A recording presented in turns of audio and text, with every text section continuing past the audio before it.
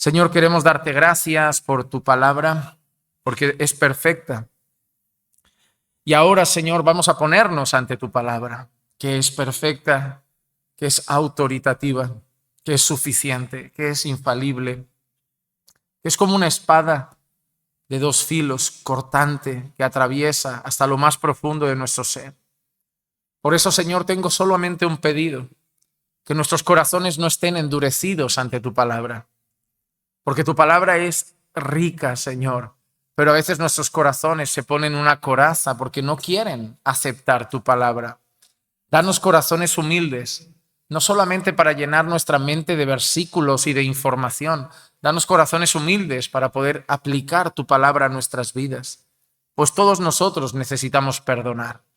Todos nosotros necesitamos luchar en ocasiones contra el rencor y la falta de perdón. Ayúdanos, no solamente para poder ayudar a otros, sino para poder ayudarnos a nosotros mismos. Te lo pido en el nombre de Jesús. Amén, amén y amén. Bueno, hermanos, como he dicho, hoy vamos a hablar del hecho de no conseguir perdonar. La primera cosa que debemos entender es que no conseguir perdonar es normal y no debería ser normal. Por un lado, no debería ser normal porque somos cristianos y somos llamados a perdonar. Y esto es algo que a veces veo, ¿no? Que la gente cuando trata con cristianos te dice, pero tú no eres cristiano, tú no deberías perdonar. Una cosa es lo que deberíamos hacer y otra cosa es lo que conseguimos hacer. Vamos a ser honestos. ¿Somos cristianos? Sí. Debemos amar a nuestra esposa como Cristo amó a la iglesia, que se dio a sí mismo por ella para santificarla por medio del lavamiento del agua de la palabra y etcétera. ¿Lo hacemos perfecto? No. ¿Deberíamos hacerlo? Sí. Y las hermanas, pues deberían ser como la mujer de Proverbios 31, esa mujer virtuosa, y sujetarse a su marido y respetarlo en todo. Lo hacen siempre, no. No vamos a decir que no son cristianas. El hecho de que seamos cristianos y demos por hecho todo lo que deberíamos hacer, se nos olvida a veces que hay un pero en el camino. Un pero que se llama pecado, con el que todavía convivimos. A veces creo que la gente idealiza la iglesia, ¿no? Como, pero es la iglesia, no debería pasar. Digo, a ver, ¿tú has leído la Biblia? Digo, sí que la he leído. Y digo, mira, después de el día Pentecostés en Hechos capítulo 2, ya en Hechos capítulo 6 había pleito. Ya, no, que si las viudas de los helenistas están desatendidas, claro, como no son tan judías, como no son étnicamente judías, no les hacéis tanto caso. Se podía haber incluso tachado de racismo eso. Y si has leído la primera carta de Pablo a los Corintios, eso es una iglesia, no es una sinagoga de Satanás. Una iglesia que ha pasado por alto un pecado muy grave, una iglesia caótica con los dones, una iglesia inmadura, una iglesia con divisiones. Y yo no sé si has leído que habían dos siervas de Dios, porque no eran hijas del diablo y primas de Jezabel, eran siervas de Dios, porque Pablo las llama colaboradoras en el Señor. Pero en un momento dice, ruego a Evodia y Síntique que hagan las paces. Somos cristianos, sí, pero el pecado sigue presente. Por eso, ¿deberíamos perdonar? Sí. ¿Lo hacemos con facilidad? No siempre. ¿Por qué? Por nuestro pecado. No es por la otra persona, ¿eh? Y eso es algo que vamos a tener que analizar. No es tu culpa que yo no te consiga perdonar. Ah, es que lo que me ha hecho. No, no. Sí, pero el no poder perdonar no es por él. Es por mí. Él ha hecho algo y el que tiene que perdonar soy yo. El que tiene que liberar ese perdón de alguna manera, perdonar, soy yo. O sea, yo no puedo culparle a él de que yo no le pueda perdonar. El que debe perdonar soy yo y el problema está en mí. Y el problema está por un simple motivo, porque yo no soy Jesús. Debo ser como Jesús, pero todavía no soy como Jesús. Estoy en un proceso de santificación. Así que los cristianos lidiamos con una realidad. Nos cuesta perdonar algunas cosas, porque lidiamos con orgullo, lidiamos con ego, lidiamos con un sentimiento de autojusticia, de lo que yo tolero o lo que yo no tolero, de lo que yo paso por alto o yo no paso por alto. ¿Cuántas veces hay personas que han dicho, yo eso jamás lo perdonaría? Eso es un sentido de autojusticia, es decir, yo tengo este límite, yo tolero hasta aquí. Somos mejores que Dios, ¿no? Porque Dios lo perdona todo. Pero nosotros no, nosotros tenemos límites. Por eso, es por el pecado. Es por nuestro orgullo, es por nuestro ego. Dios perdona, sí que es verdad, tenemos ese pecado imperdonable, pero digamos que todo lo que nosotros recibimos, Dios es capaz de perdonarlo. Entonces lidiamos con la falta de perdón. Lidiaremos con hermanos que tienen rencor y no deberían. Lidiaremos con hermanos que no consiguen perdonar y deberían. Y en ese momento, ya sea esos hermanos o nosotros, debemos buscar la palabra. La consejería bíblica no se trata de dar trucos para que alguien resuelva un problema. A ver, pastor, ¿cómo aconsejo a alguien que no consigue perdonar? Pues mira, si hace A más B más C, perdonará. No. Esto es como con la ira, con el orgullo, con la inmoralidad. Pastor, ¿cómo aconsejo a un joven que tiene problemas con inmoralidad? Si hace A más B más C, nunca más caerá. No funciona así. La consejería bíblica no ofrece soluciones rápidas a problemas del corazón. Porque ya hemos aprendido que esos problemas son del corazón.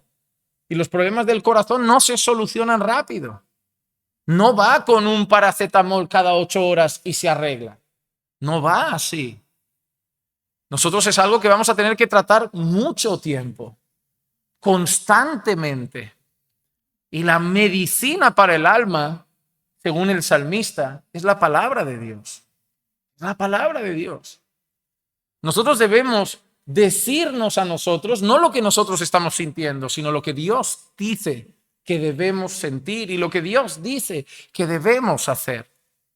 Así que hoy vamos a hablar del perdón a la luz de la Biblia. Hoy voy a citar bastantes textos bíblicos, voy a ir ligero por cuestión del tiempo, así que si algunos son de tomar nota, ánimo.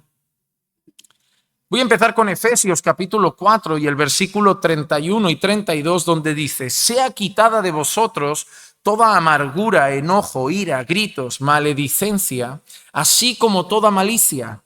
Sed más bien amables unos con otros, misericordiosos, perdonándoos unos a otros, así como también Dios os perdonó en Cristo. Lo primero que Pablo hace en esta sección de Efesios, que es la parte práctica de la carta, es decir todo lo que nosotros tenemos que quitar de nosotros: amargura, enojo, ira, gritos. ¿Te has dado cuenta? Somos cristianos y de lo que Pablo dice que te tienes que quitar, llevas ya 10 años en el Señor y todavía seguro que alguna de esas cosas no te las has quitado del todo. Seguro que de vez en cuando aparece un poco de amargura o de vez en cuando aparece algún grito. Pero son cosas que deben ser quitadas. Cuando nosotros vemos en la Biblia, tienes que quitar esto de tu vida y tienes que poner esto en tu vida, no está diciendo que de la noche a la mañana te vas a cambiar toda la ropa. Esa va a ser tu lucha constante. Tu lucha diaria hasta la gloria va a ser ir quitándote lo que te tienes que quitar y poniéndote lo que te tienes que poner. La plenitud de todo eso solo la vamos a alcanzar en la gloria venidera. Pero una de las cosas que debemos ser es amables, misericordiosos, y ahora dice, perdonándoos unos a otros, así como también Dios os perdonó en Cristo. Así que somos llamados a perdonarnos unos a otros. Y qué curioso, porque si hay un mandamiento de perdonar, es porque Dios da por hecho que va a haber una necesidad de perdón. Es decir, si Dios dice, tenéis que perdonaros, ahí uno pensaría, bueno, Señor, pero esta iglesia es maravillosa, esta iglesia es perfecta, aquí ni hace falta ese mandamiento de soportar. Y es como que Dios dice, ya llegará, ya llegará. A veces llegan personas, o a veces pasa en esta conferencia, vienen personas de otras localidades de España. No, me encanta esta iglesia, la sigo por las redes, estoy pensando en venir a vivir a Barcelona y congregar aquí. Lo primero que tenemos que hacer es darle un baño de realidad. No vengas. No, sí, porque aquí... No vengas, te vas a pegar un chasco. No. Tenemos problemas, pleitos, hay gente que se va de la iglesia, hay gente que sale descontenta, hay roces entre hermanos. Tú ves cultos que solo ves el sermón y fotos que ponemos, pero las fotos cogemos las bonitas, no hacemos la foto del hermano cuando se va. Un hermano yéndose el domingo. No hacemos esa foto y la ponemos en el Facebook de la iglesia. Ponemos las que están con las manos levantadas. Claro que sí, como cuando hacemos fotos de comida, cuando vamos a un restaurante, no el huevo frito con frijoles que nos pone el lunes. Esa es la vida de las redes sociales, mostramos la cara bonita, no te vengas por las redes. Porque esto es una iglesia normal, donde va a haber que soportarse, va a haber que perdonar, va a haber que aguantarse, va a haber que poner la otra mejilla, va a haber que considerar a los hermanos como superiores que nosotros mismos, va a haber que dar en lugar de recibir, va a haber que servir en lugar que ser servidos, va a haber que hacer muchas de esas cosas.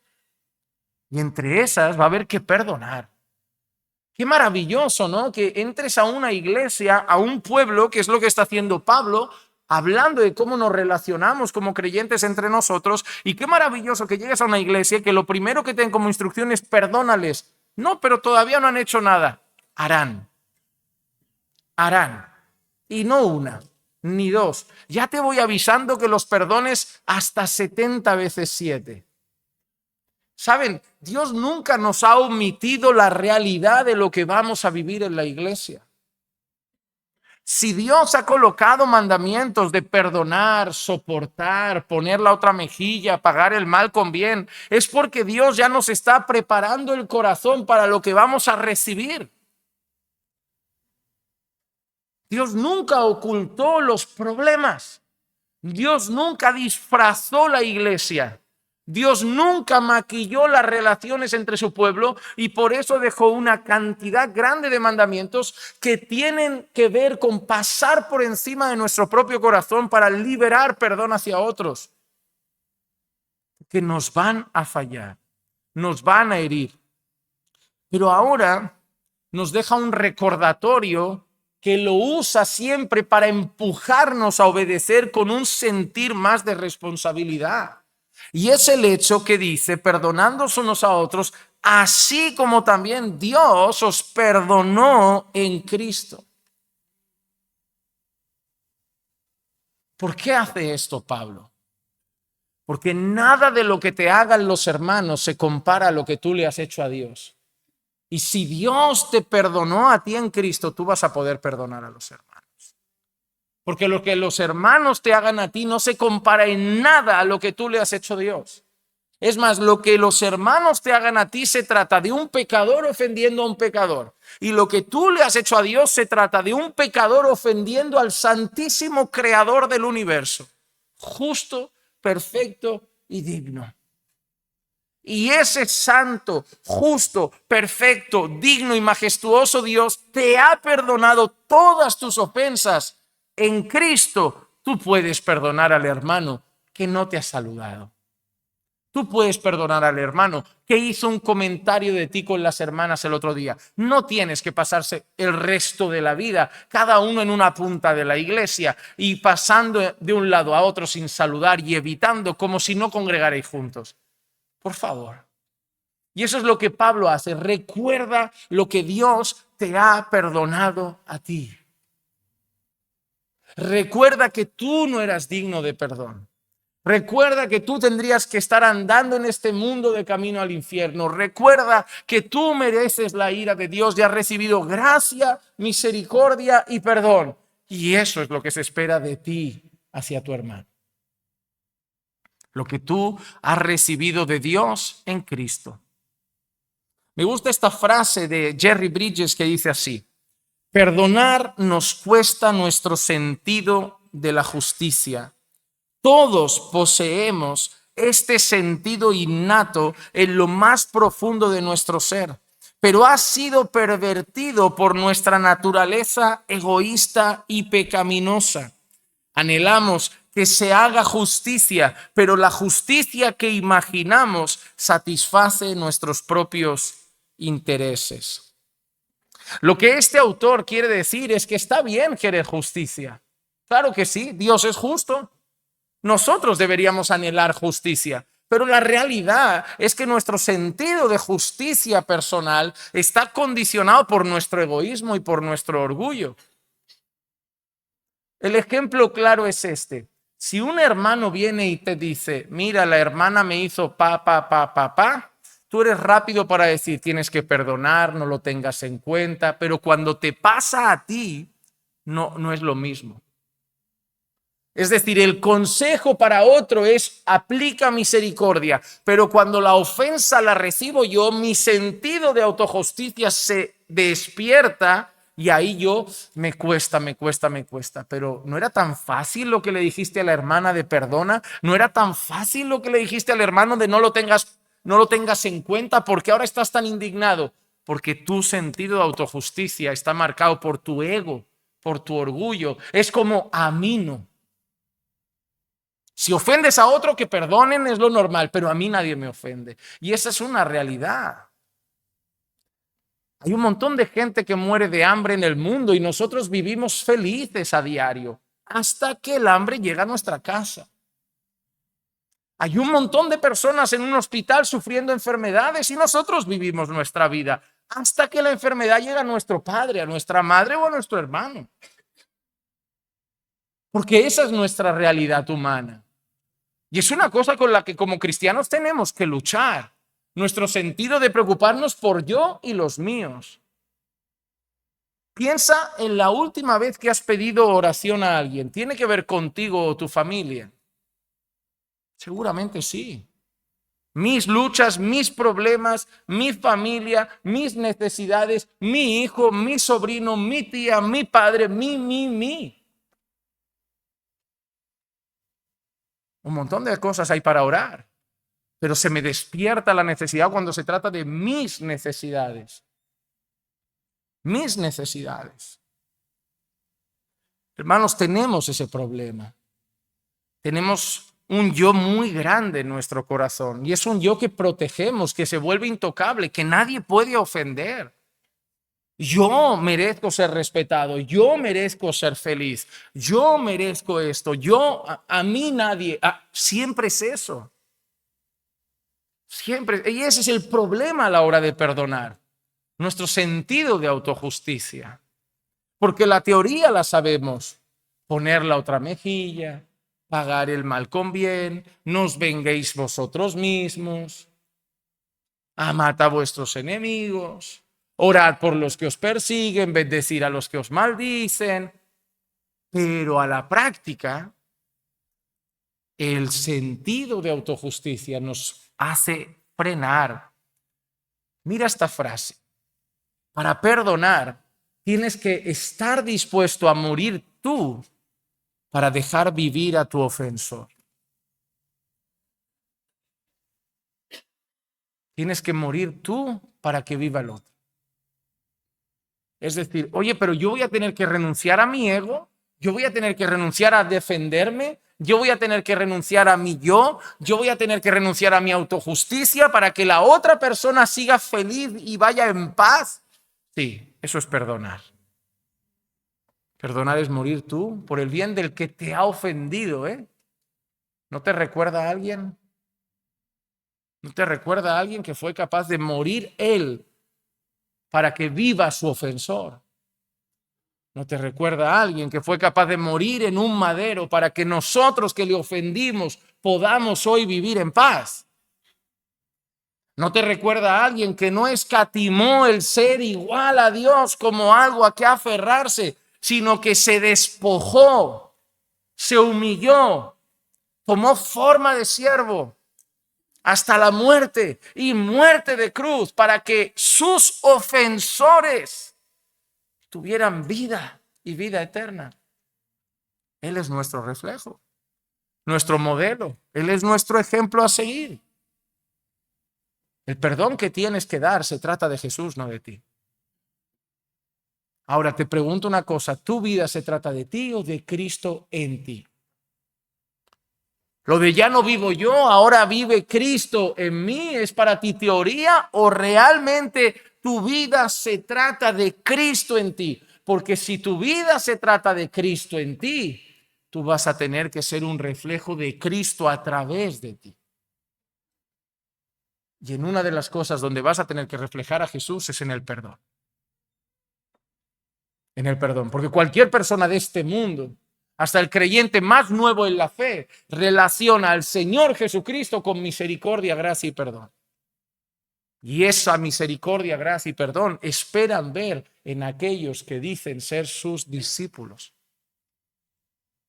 El perdón es parte de la vida cristiana. El perdón es parte de nuestra nueva naturaleza en Cristo. Vamos a analizar algunas palabras y enseñanzas del Señor Jesús sobre esto. Por ejemplo, la oración y el perdón están vinculadas. La oración y el perdón, Marcos capítulo 11, versículo 25. Y cuando estéis orando, perdonad si tenéis algo contra alguien, para que también vuestro Padre que está en los cielos os perdone vuestras transgresiones. Mira, cuando estéis orando, perdonad si tenéis algo contra alguien. ¿Sabes qué da a entender este pasaje? Que nunca ni un solo día debería llegar a su ocaso, a su final con rencor en el corazón, porque damos por hecho que los cristianos oran todos los días. Hermano, la mayoría de veces los cristianos no deberían estar orando muchas veces por casas, trabajos y cosas materiales, porque me parece que cuando miramos estos pasajes tenemos bastantes cosas internas por las que estar pidiendo. Mucho más importantes que un trabajo, mucho más importantes que una casa, mucho más importantes que un coche. Tenemos que perdonar, tenemos que ser humildes, tenemos que amar a nuestros enemigos, tenemos que vencer nuestros pecados, tenemos que crecer en santidad.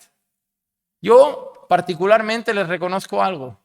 Desde que empecé a pedir por las cosas que vi en la Biblia que Dios quería para mí, ya hace mucho que no pido las cosas que yo quiero para mí. Porque finalmente llegué a una conclusión. De lo mío, Dios ya sabe que tengo necesidad. Voy a pedir por lo que Él quiere. Porque al final Dios ya sabe si tengo trabajo o no. Dios ya sabe si llego a final de mes o no. Dios ya sabe si necesito un trabajo o no. Así que me voy a centrar en pedir lo que sé que es del interés de Dios para mi vida, y lo otro lo dejo en sus manos, porque de eso sé que me cuida. De eso sé que me cuida. La Biblia lo dice, ¿no? Vuestro Padre sabe que tenéis necesidad de todas esas cosas. Yo me centro en buscar primero el reino de Dios y su justicia. Dirijo mis oraciones a que mi vida se quede alineada con la voluntad de Dios y a que mi vida se quede alineada con el carácter de Cristo. La mayoría de mis oraciones desde hace bastante tiempo son luchas contra mi corazón, no son peticiones. Por eso me gusta poco orar, lo reconozco, me gusta poco. No disfruto orando, porque lo paso mal. Porque cuando oro peleo conmigo, paso vergüenza. Porque yo soy una persona que en mis oraciones personales me esfuerzo a verbalizar las cosas que están muy mal. Que sé que Dios las sabe, pero me obligo a decirlas, a pasar vergüenza. Siento la necesidad de confesarle a Dios las cosas, ¿no? Hace tiempo que no solo las guardo, las tengo que decir, y me da vergüenza como cristiano decir algunas cosas. Y por eso la oración es incómoda, porque tengo que perdonar y mi sentido de autojusticia no quiere, y se quiere reivindicar y quiere hacer su propia justicia y debatir con Dios, pero Dios, tú sabes que no debería ser así, y yo ahora sí me humillo, encima se saldrán con la suya y tal, y yo esas batallas las tengo en oración, por eso no me gusta orar. Me encantan los momentos de oración, a veces congregacionales, donde exaltamos acción de gracias, pero cuando se trata de esas oraciones que uno dice, hoy me voy a la esquinita de ese despacho solo, nadie más va a estar, voy a sacar lo más podrido de ese pozo oscuro llamado corazón.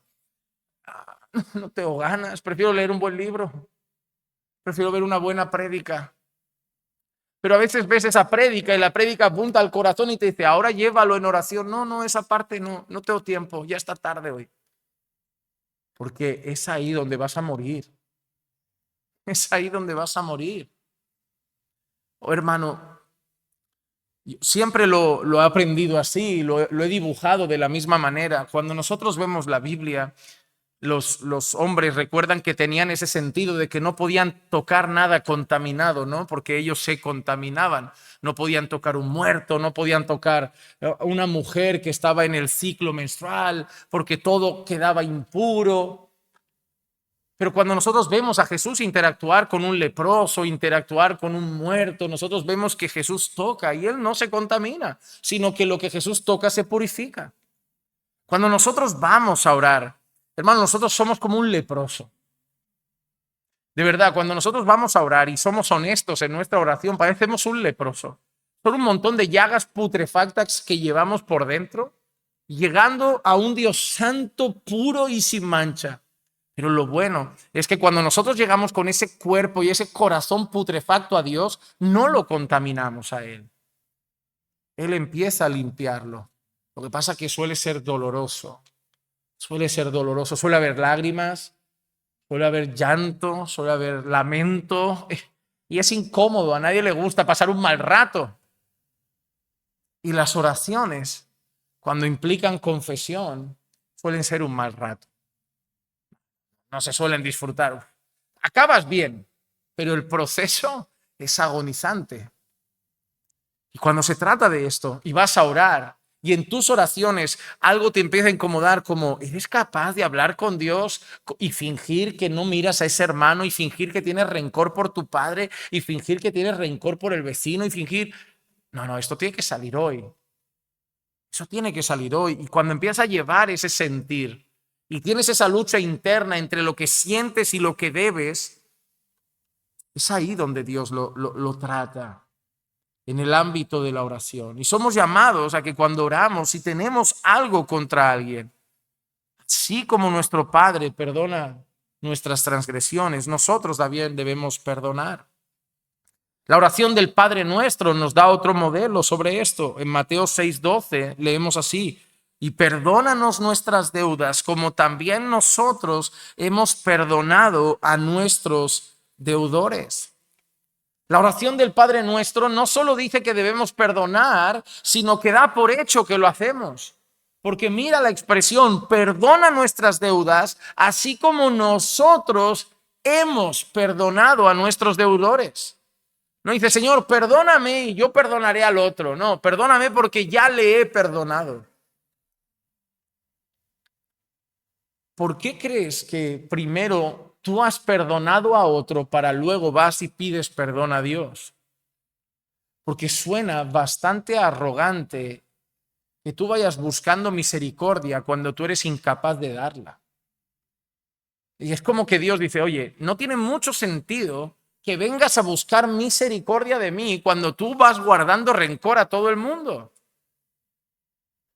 Así que vamos a hacer una cosa. Primero tú ten misericordia de otros y yo tendré de ti. La Biblia nos enseña que con la vara con que medimos seremos medidos. Y la realidad es que los creyentes tenemos que recordar eso, que con la vara que medimos seremos medidos. No podemos esperar recibir un manantial de gracia, perdón, misericordia y bondad y nosotros dar a las personas un manantial de rencor, rabia, ira, despecho. No podemos.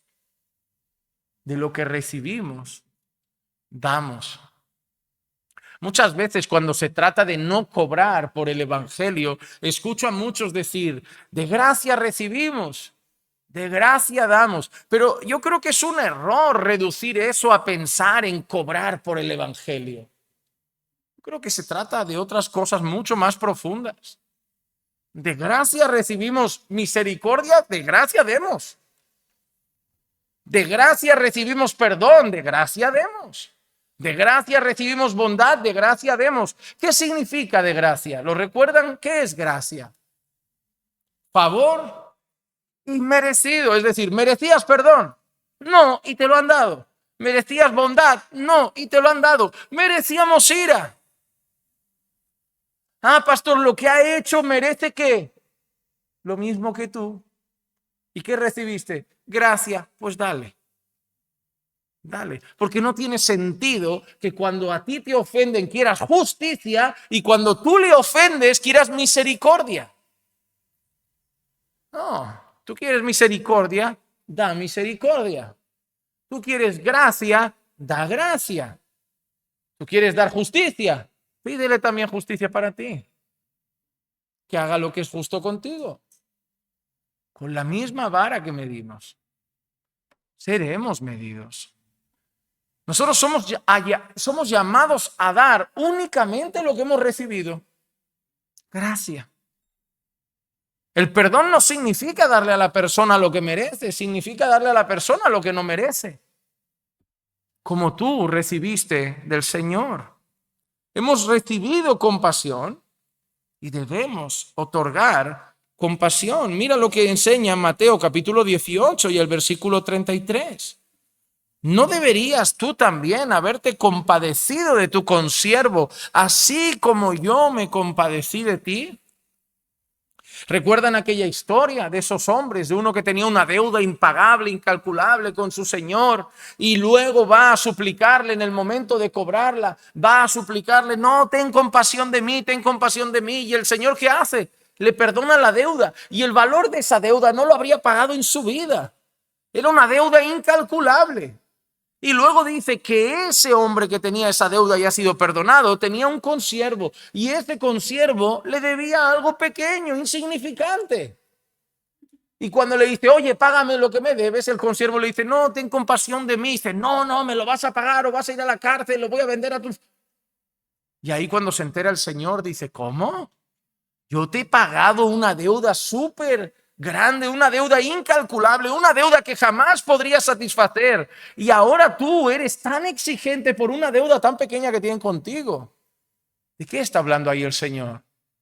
De que nuestra deuda para con Él era incalculable, era enorme, jamás la podríamos haber pagado y Él nos la ha perdonado en Cristo. Y ahora nosotros, como ese consiervo, nos hacen algo que es una deuda insignificante y no somos capaces de perdonar y exigimos encima que se haga justicia. El Señor al final acaba mandando a ese consiervo a ser castigado porque dice, ese hombre no ha entendido ni recibido nada. Y esto nos da una advertencia a nosotros.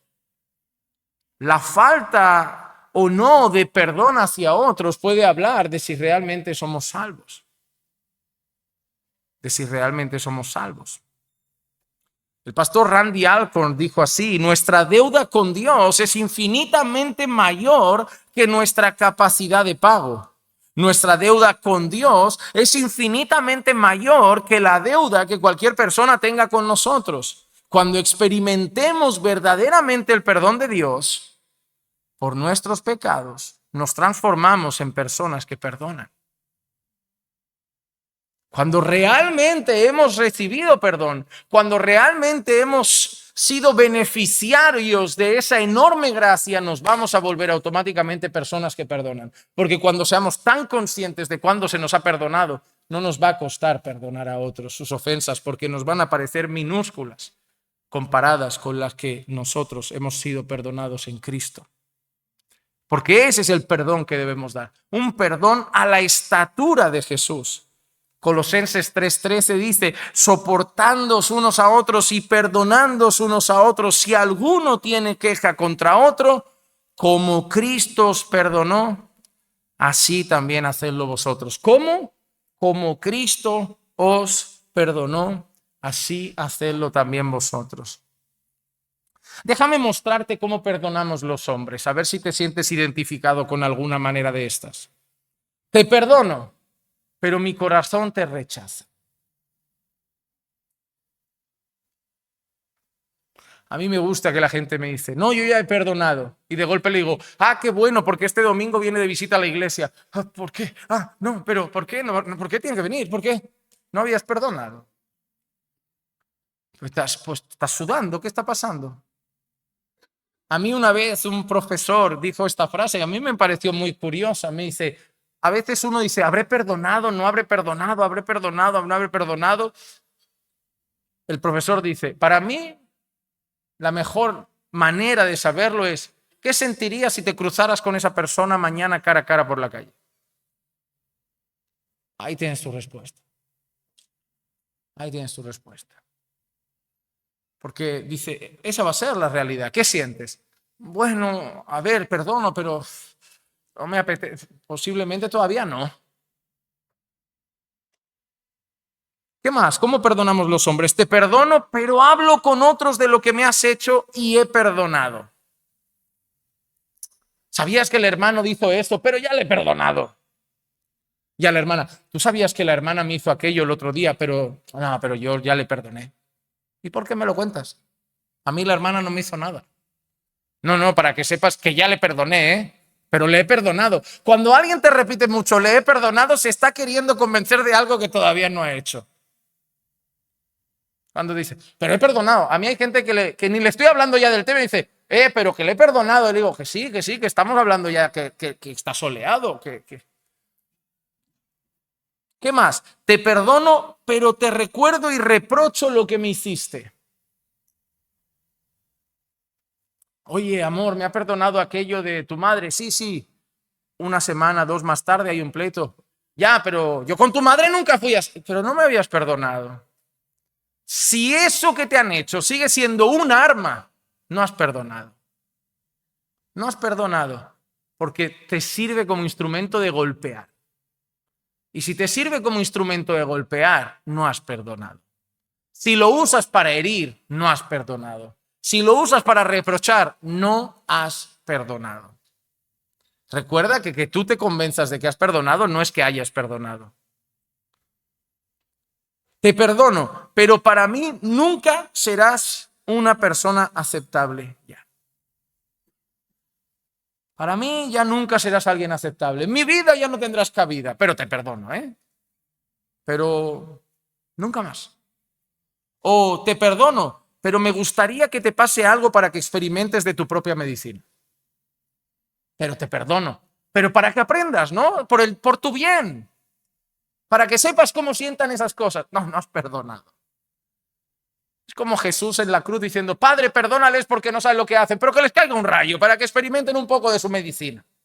No tiene mucho sentido. Seguro que hemos perdonado, esa es la gran pregunta, seguro.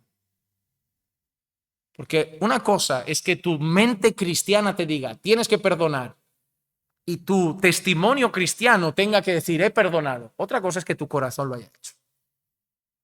Porque los cristianos sabemos la teoría y somos especialistas en querer mostrar la teoría bien aplicada, pero guardamos en el corazón la realidad.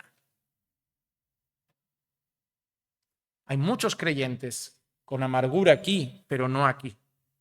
Hay muchos creyentes con envidia aquí, pero no aquí. Hay muchos creyentes con rencor aquí, pero no aquí. Porque como creyentes debemos dar la talla. Y por eso nos vamos metiendo en un pozo oscuro del que cada vez es más difícil salir, mientras el mundo nos sigue diciendo que estamos bien. Y parece que dentro de nuestro corazón cada vez hay una agonía mayor de si tú supieras. Si tú supieras. Y eso es muy peligroso. ¿Y sabes qué es eso? Ese sentido de ego que tenemos. Porque en ninguna parte de la Biblia Dios ha dicho que existe ese cristiano que tú estás mostrando. La iglesia se protege tanto que somos capaces de mostrar un tipo de cristiano que la Biblia no muestra, que es un cristiano que no falla. Tenemos un montón de personas que se mantienen intachables porque los cristianos son llamados a ser intachables. Pero tenemos luchas en nuestro corazón con el rencor. Yo te digo que te perdono, pero me llevo el corazón lleno de rencor a casa. Yo te digo que no tengo en cuenta, pero prefiero no verte. Y si te veo ahí en la iglesia, me quedo en esta punta. Cuando antes te saludaba y ahora ya no lo hago. Son esas cosas. Externalizamos lo que debemos externalizar, pero muchas veces no va en sintonía con nuestra realidad. Y debemos recordar que el Señor ha dicho que somos pecadores en un proceso de santificación. No tengamos miedo a mostrarnos como pecadores en un proceso de santificación, porque no se espera de nosotros otra cosa. Pero también hay que tener claro qué no es perdonar, porque a veces hay confusión. ¿Qué no es perdonar? Perdonar no es un sentimiento. Perdonar no se trata de sentir cosas. No se trata de sentir cosas. Perdonar no significa olvidar completamente. Mira, cuando lo olvides que he perdonado. Señoras y señores, una traición no se olvida. Se puede intentar no pensar en ello, pero no se olvida. Porque si yo te pregunto, ¿te traicionó tu marido alguna vez? Sí. ¿Te traicionó tu esposa alguna vez? Sí. ¿Pero no la has perdonado? Sí, pero no tengo amnesia. Te puedo decir hasta el año que fue, te puedo decir hasta con quién fue, te puedo decir hasta cómo lo descubrí. Eso es que tiene rencor. No, es que no soy amnésico, también recuerdo dónde iba de vacaciones con mi familia. Perdonar no es olvidar completamente. No es eso. No significa tampoco excusar o justificar al ofensor. Perdonar no es decir, no, yo entiendo que lo ha hecho. No, lo que ha hecho está mal. Perdonar no es buscarle una justificación para que parezca menos grave lo que ha hecho. No, pues lo que está mal, está mal. Perdonar no significa excusar. Perdonar es una decisión. Perdonar es un acto de voluntad de nuestro corazón. Perdonar es algo que decidimos hacer. Y yo quiero que leamos una definición que yo creo que es bastante correcta sobre el perdón. Mira, el perdón es un acto voluntario, es decir, nadie te obliga, lo tienes que decidir tú, y obediente, porque tú decides perdonar, pero lo decides hacer en obediencia al Señor, por el cual el creyente, habiendo recibido el perdón gratuito de Dios en Cristo, decide, y esto es lo que es perdonar, decide no imputar el pecado de otro contra sí mismo, reflejando así el carácter de Dios y confiando la justicia final al Señor. Eso es perdonar. Eso es perdonar. Yo no voy a ser el justiciero. Yo te perdono. Dios hará lo que quiere hacer contigo. Y si no quiere hacer nada, amén. Y si te lo quiere dejar pasar por alto, amén. Pero yo no voy a hacer justicia. Yo te perdono. Yo no cargo a tu cuenta ese pecado. ¿Recuerdan cuando Esteban está siendo apedreado y dice, Padre, este pecado, puedes pasarlo por alto? No lo pongas en su lista. Yo les perdono. ¿Estaba mal lo que hacían? Sí, no los estaba excusando, pero lo estaba dejando en manos de Dios. Esteban de alguna manera decía, yo por mi parte aquí no hago nada. No los tengo en cuenta esto. Y cuando perdonamos es eso. Señor, han hecho esto malo contra mí. Yo no voy a hacer nada. No voy a reprochar, no voy a odiar, no me voy a amargar. Lo dejo en tus manos. Pero cuidado, tampoco lo dejo en tus manos como mátalos, porque yo he perdonado, pero tú puedes matarlos. No, lo dejo en tus manos como tú verás. Como también yo estoy en tus manos y mis pecados están en tus manos, y si tú quieres algún día traerme consecuencias para mi santificación, bienvenidas sean. Pero yo no me voy a hacer cargo de que tú pagues por eso. Yo no voy a hacer eso. Y el llamado del perdón es un llamado extenso, porque la pregunta es ¿hasta dónde? ¿Hasta cuándo? Mateo 18, 21 y 22 nos lo dice. Entonces se le acercó Pedro y le dijo, Señor, ¿cuántas veces pecará mi hermano contra mí que yo haya de perdonarlo? ¿Hasta 7 veces? Jesús le dijo, no te digo hasta 7 veces, sino hasta 70 veces 7. Así que, amado hermano, tienes que perdonarlo todo, porque Dios te ha perdonado todo y tienes que perdonarlo siempre. Tú no vas a tomar tu propia justicia. Tú no vas a ser quien dicte la sentencia. Tú vas a dejar eso en manos de Dios. Y vas a amar a esa persona que te ha fallado como Dios te ama a ti que le has fallado en Cristo Jesús. Pero eso no significa que los actos no tengan a veces consecuencias. Porque a veces pensamos, te perdono y te vas de rositas. A veces no. Hay tres tipos de consecuencias que pueden venir por nuestros actos. Uno, las consecuencias que vienen de Dios. Yo te puedo perdonar, pero Dios te puede disciplinar. Lo sabemos, ¿no? Que yo perdone algo que a mí me han hecho no significa que Dios no vaya a tratar con los pecados de esa persona. Y pueden llegar consecuencias de parte de Dios. El Salmo 99 y el versículo 8 dice: oh Señor Dios nuestro, tú les respondiste, fuiste para ellos un Dios perdonador, mas también vengador de sus malas obras. El mismo Dios que es perdonador, al mismo tiempo es vengador de malas obras. ¿Qué significa esto, amados hermanos? Nosotros podemos perdonar a quien sea, pero esto no significa que el Señor no vengue las malas obras, que el Señor no haga su propia justicia. Recuerden que el Señor disciplina a sus hijos como un padre a los hijos que ama. Y para que esa persona sea más santa, el Señor puede tomarla y traer algo para tratar con su vida. No significa que yo lo haga, significa que Dios en su soberanía puede decidir traer consecuencias por esas acciones, incluso que hicieron contra mí. Eso sí, si he perdonado, no me alegraré cuando le vea pasar por esas cosas. No me frotaré las manos como, ¿ves? Ha tocado al ungido. Y paga las consecuencias. Nadie se mete con la niña bonita de Dios. No, hermano. No es así. Si has perdonado, serás capaz incluso de orar por esa persona y decir: Señor, ayúdalo, fortalécelo, trata con él, pero sigue siendo mi hermano. Ten compasión de su vida. Y te digo una cosa, es alentador cuando empiezas a ver que realmente has perdonado. Es alentador. En segundo lugar, a veces las consecuencias vienen de los hombres. Pero no hemos perdonado. Bueno, Proverbios 19:19 dice: el hombre de gran ira llevará el castigo, porque si tú lo rescatas, tendrás que hacerlo de nuevo. Y es ahí donde entra un matiz que yo necesito compartir.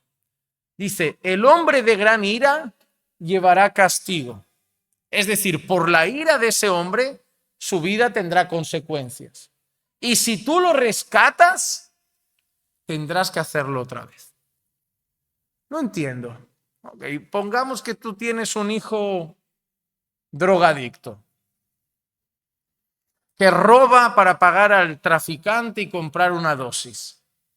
Y ahora tiene una deuda con el traficante porque no ha podido robar más. Y tú como madre decides a tu hijo drogadicto ayudarle. ¿Cómo? Pagas la deuda al traficante. ¿Sabes lo que dice Salomón? Que prepárate que el mes que viene tienes que pagar otra deuda. Eso es lo que dice Salomón. Hay ciertas personas que rescatarlas no es lo que debemos hacer. Porque son de tal manera que vamos a tener que vivir rescatándolas todas las semanas y no se puede. ¿Qué nos enseña? Que hay actos que tienen consecuencias inevitables. Que no puedo, hay hijos que no vas a poder librar de la prisión. Por mucho que llores y lo intentes y sufras, es su destino, por su carácter, por su forma de ser. Yo he visto madres desesperadas intentando salvar, entre comillas, a hijos que ya iban de camino al desastre. ¿Y qué hacen? Vuelven a ir, vuelven a ir. Esas madres que van constantemente a suplicar al director: no lo expulse, denle una oportunidad más, no lo expulse de la escuela, denle una oportunidad más. Y al final va al director cada 2 por 3. Porque el propio carácter del hijo lo lleva a estar rescatándole todas las semanas, todos los meses.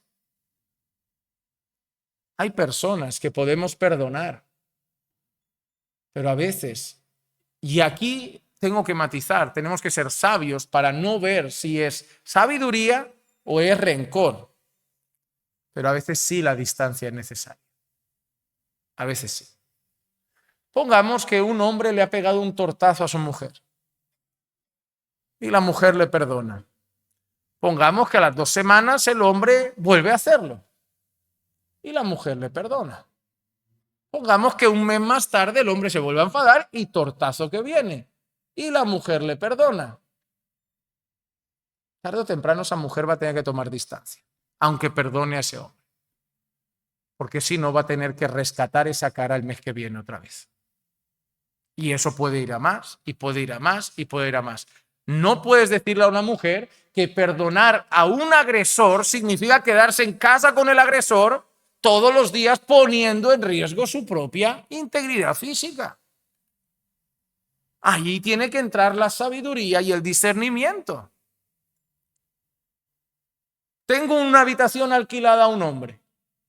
Le estoy haciendo un favor. No tiene nada, lo meto en casa y le alquilo una habitación y de repente desapareció algo mío, un reloj. Y sé que fue el hombre porque solo vive él en casa. Le perdono. Se la dejo pasar. Se lo digo, mira, no, lo cogí, lo vendí, necesitaba dinero. Vale, pero nunca más, nunca más. Mes que viene, desaparece un teléfono. Vuelvo a hablar con él. No, lo siento, es que tenía necesidad, no encuentro trabajo y tal, lo vendí para pagar esto, pero nunca más, nunca más. Le perdono. Tarde o temprano hay que sacarlo de casa.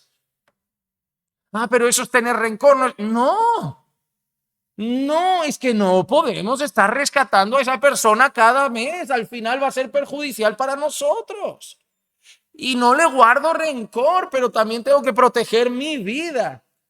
Pero ahí hay que ser fino a la hora de perfilar como, no, es que mira, yo a la hermana la perdono, pero cada una por su lado, porque si no, al final la tengo que rescatar. A ver, cuidado, ¿no? Porque a veces cuando enseñamos esta parte de hay casos que la gente se agarra a eso para decir, es mío, es mi caso. ¿Qué te ha hecho la hermana?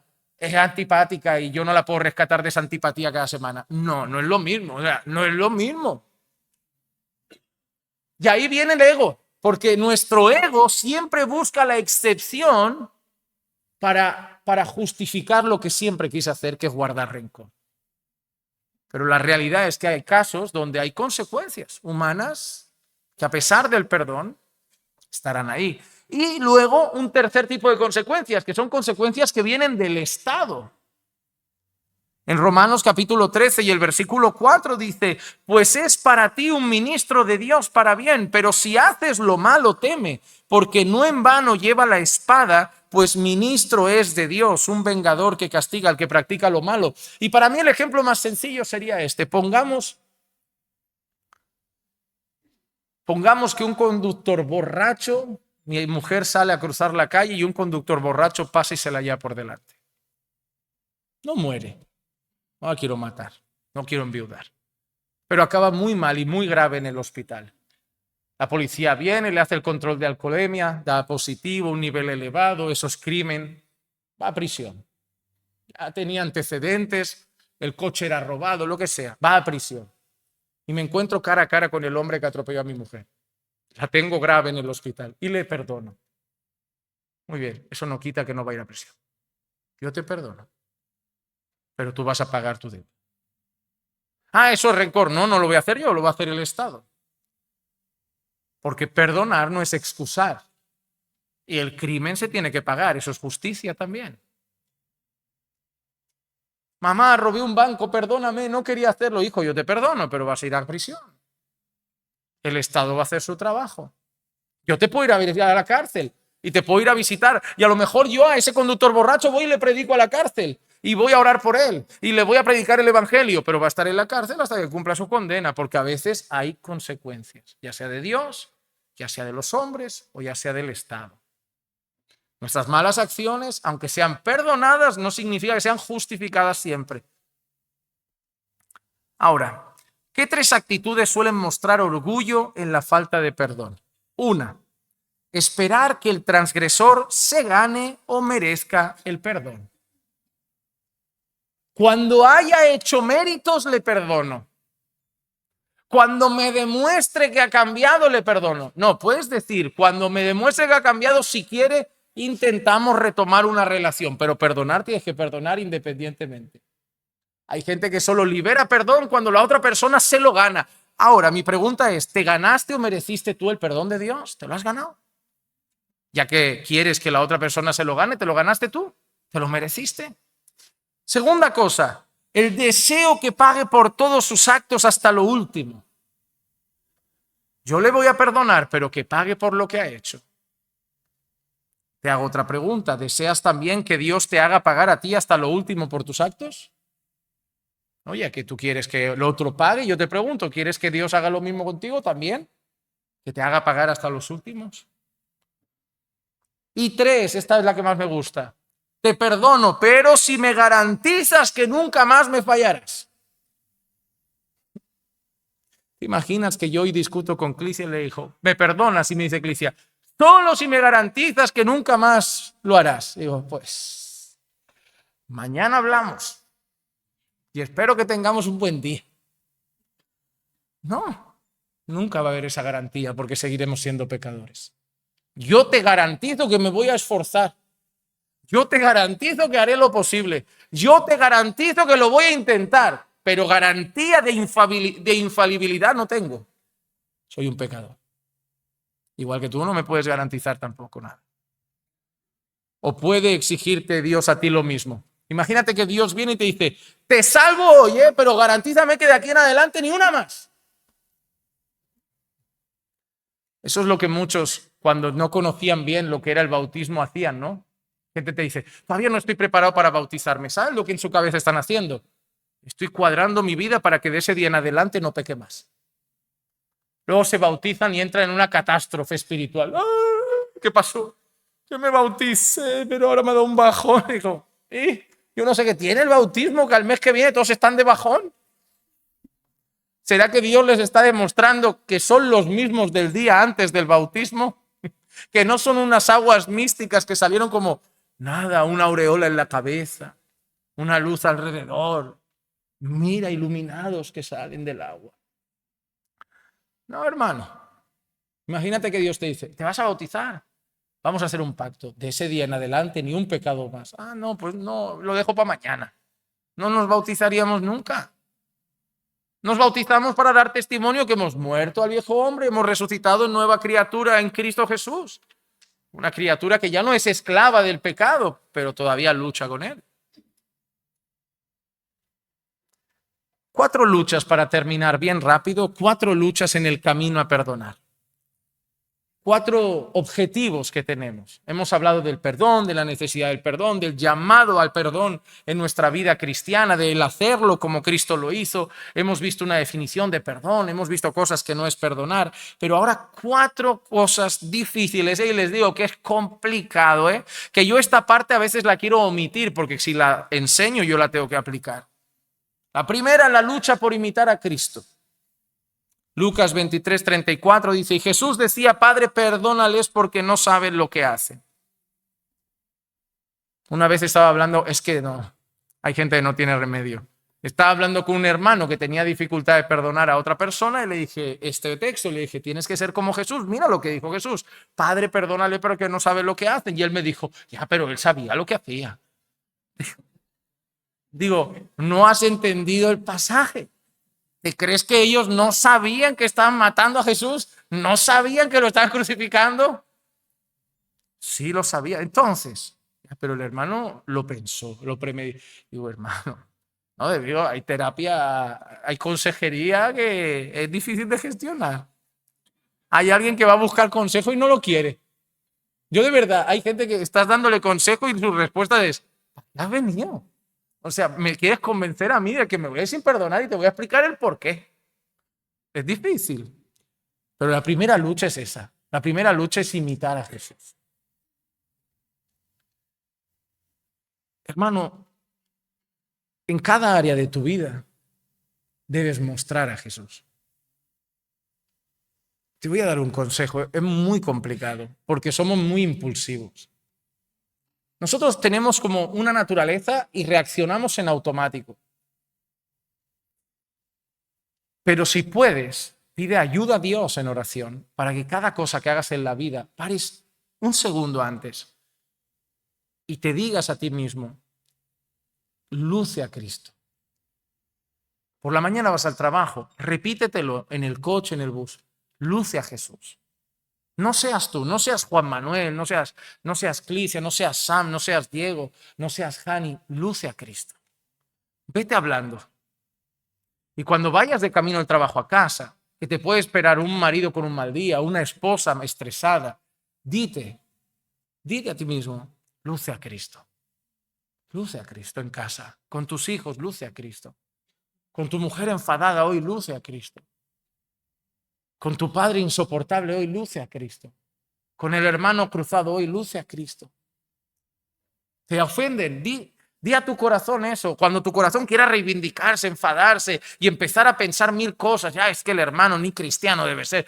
No, dile a tu corazón, luce a Cristo. Al final, hermanos, nuestra vida se trata de eso ahora, de mostrar a Jesús, de mostrarnos poco a nosotros y mucho a Él. Y a la hora de perdonar, te digo una cosa, es una excelente oportunidad para mostrar a Jesús, porque tú quieres aparecer y va a ser una lucha titánica en tu corazón para que tú no aparezcas y aparezca Jesús.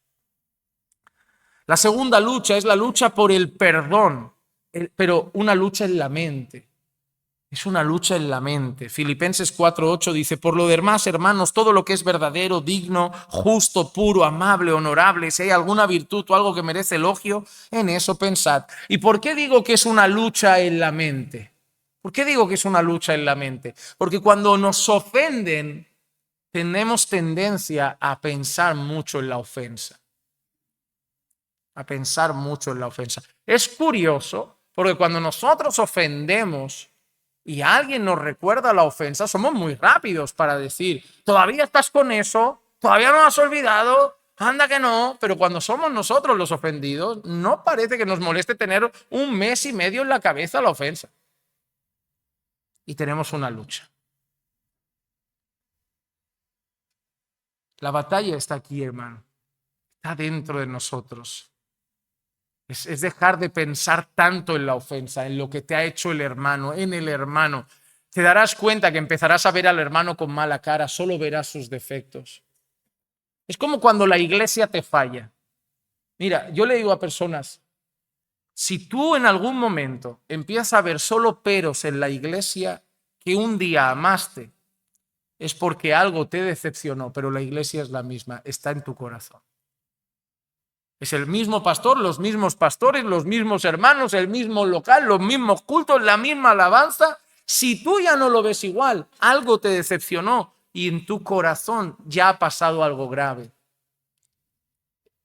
Cuando te pase eso, trata con tu corazón. No intentes tratar con la iglesia. Trata con tu corazón. Trata con tu corazón. Yo siempre digo lo mismo a la gente. Es como cuando de golpe tu esposa no te cae bien. ¿Cómo va a pasar eso? Pasa. Pasa y dices, te amo, pero no me caes bien últimamente. Ya verás cómo te va a pasar alguna vez. Ojalá no. Pero a lo mejor te llega a pasar de decir, ¿cómo puede ser que te ame tanto y hoy me caigas tan mal? Puede pasar. Ella es la misma del altar, la misma del velo, la misma de ya puedes besar a la novia, pero hoy te cae fatal porque te ha decepcionado, te ha herido, no ha dado la talla, no ha cumplido tus expectativas. Y cuando nos fallan, tendemos a ver a la gente con malos ojos, o a la iglesia, o al trabajo. Era el mismo trabajo que dijiste, oh Señor, tanto que oraba que me abras una puerta, viniste a la iglesia, gloria a Dios, el jefe majo, el salario está bien, me permite congregar y ahora todo el mundo es antipático, el jefe es un pesado y llueve todos los días cuando voy. El problema es porque algo te falló y tu visión de eso cambió. Cuando yo empiezo a mirar raro a cualquier hermano de la iglesia, que me pasa y nos puede pasar, yo siempre he aprendido a hablar con Dios y decir, ¿qué me ha hecho? Porque ese hermano me gustaba antes, no veía todos sus defectos, veía incluso virtudes, te daba gracias por la obra que hacías en él y ahora últimamente lo veo feo. Es como que digo, Señor, y si se va no lo voy a echar de menos. Y ahí noto que algo me falló, algo no cumplió, algo no dio la talla y el problema no está en el hermano, está en mí. Las luchas están aquí, en hablar con nuestra mente y en pensar en lo que debemos pensar. Y la Biblia nos dice que debemos tratar con nuestra mente, incluso llevar todo pensamiento cautivo a la obediencia en Cristo Jesús. Número 3, la lucha por el perdón se ve en las palabras también.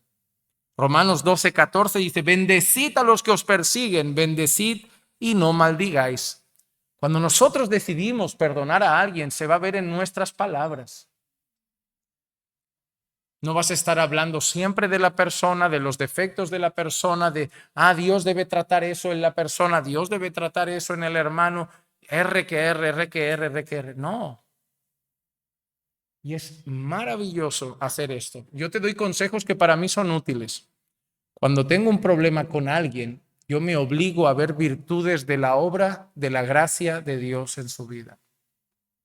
Por ejemplo, al ser pastor me ha permitido ver a la gente cómo llegan y cómo están hoy. Y es curioso que hay gente que hoy me decepciona, pero hoy están mucho mejor que cuando llegaron. Pero yo ya esperaba más de ellos. Esa decepción no va a juego con lo que yo ya esperaba. Pero me empiezo a recordar, wow, Señor, pero llegaron así, llegaron así, llegaron así, tú ya has cambiado esto, ya dejó ese pecado, ya. Y recuerdo que me falló, pero que es un hermano en el que Dios ha hecho una obra. Y me esfuerzo a ver virtudes y me esfuerzo a ver la gracia de Dios en su vida. Y de golpe estoy celebrando la vida del que me ofendió y dando gracias a Dios por lo que ya ha hecho en él. Que me falló es indiscutible, pero que la obra de Dios en su vida se ve también. Es como que tu marido hoy te falla, te enfada. Piensa en el que era antes de conocer al Señor.